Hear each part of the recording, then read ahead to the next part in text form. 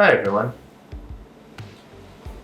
So today we're going through the payments section of your Universal Credit Journal.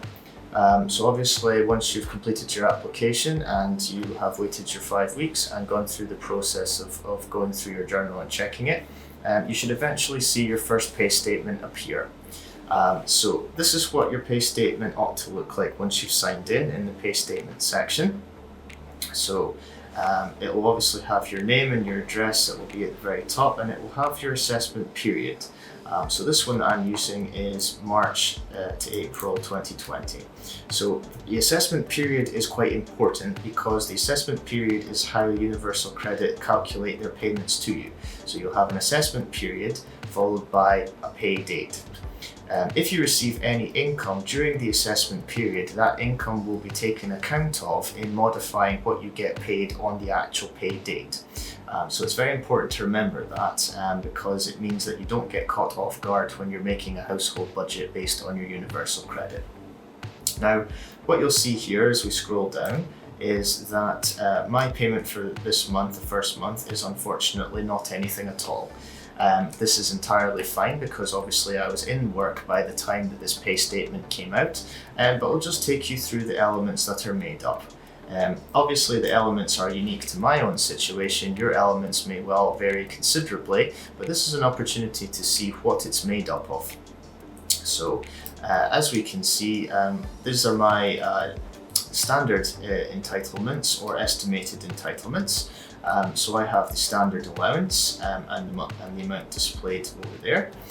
For my housing situation, obviously it's got my rent there, and it will give what it is that I get paid in terms of my housing costs. Now your particular situation will vary depending on what you say or what you declare that your housing situation is. And how you live with other people. So for example, I live in private rent, in which case there are different rules, say, than from someone who is a homeowner with a mortgage, or again, someone who is a social tenant. So those all have different rules. What is important is that the rules and the checking are done properly and calculated correctly. And this is where an advisor can help you by looking at your pay statement to see that the correct rules have been applied to you and applied in correct way. Okay. So looked at that, and I don't take any particular issue with that first payment at the moment for my situation, so I'm just going to say that this appears to be fine for just now. That's roughly what I was expecting in any case, so I'll move on there. So it gives the total entitlements at the very top. So the maximum possible entitlement for your circumstances are displayed in the total entitlements before deductions section. So the next part of it will be the deductions. That is obviously what we take off, and it says at the top of the title. So for myself, I have take-home pay and earnings reported by my employer. So this is all taken into account, and this is deducted from my Universal Credit. So what you'll see is the bulk of my Universal Credit has accounted for my employment earnings for the month, and that has been taken off 63 pence for every pound that I have earned. So that's been applied.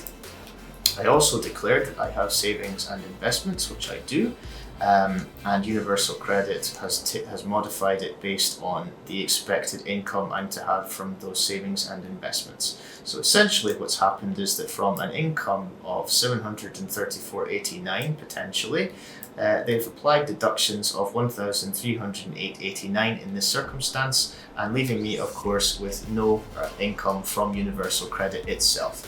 Now, I expected all of that to happen, so that seems to me to be absolutely correct.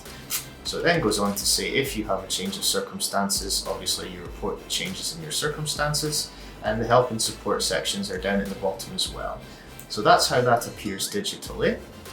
And this will appear the same way at the same time every month, unless there is a significant change in your circumstance that means that your claim is essentially closed. What I would recommend that you do, as well as checking it, is that you print the statement physically, or that you save a PDF of it. So examples of being able to do that is that you would go, if you're in Google Chrome, to the print section of it, and instead of the destination being a printer, what you would do is you change that to save as PDF. So what that would do is that would create a PDF document which you can then save in another location in your computer somewhere that's safe, and you could also have a copy of that for yourself. And as you can see here on the screen, it creates basically a PDF file that looks like that. Now that is unbelievably useful for people like myself who are advisors. So when people ask me, is this correct in my pay statement, you can send it across to myself by email if your advisor has email, or in the post if it makes you feel better to do that, if it's more convenient, and your advisor will be able to see it and look at it and have it for their records, and they can advise you if there's any particular issues with the pay statement as they see it, which is always useful to do.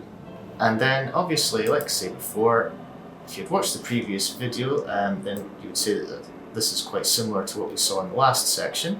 This is the payments section, and just to refresh your memory, the payments section is in your journal, in the home section of your journal, and it looks like this, and it's a rough layout of all of the statements that you have, and your advisor would find it very useful to have as much up-to-date statements so that they can advise you on where to go from that point.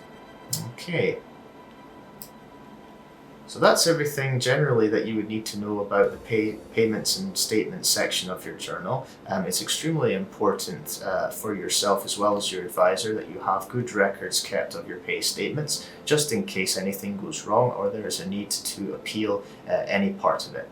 Once the pay statement is released, generally speaking, there's a 28-day period to allow you to appeal anything that's been done.